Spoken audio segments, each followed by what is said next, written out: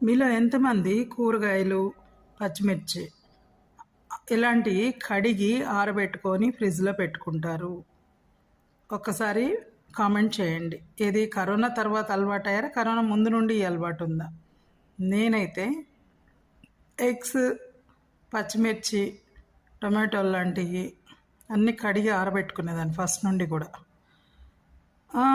ఎందుకు పచ్చిమిర్చి తొడాలు తీసాను అంటే, కడిగి 2 సార్లు కడిగి తొడాలు తీసి ఇలాగా ఆరబెట్టుకొని అప్పుడు కవర్లో ఆర్ బాక్స్లో పెట్టుకొని ఫ్రిడ్జ్లో పెట్టుకోండి.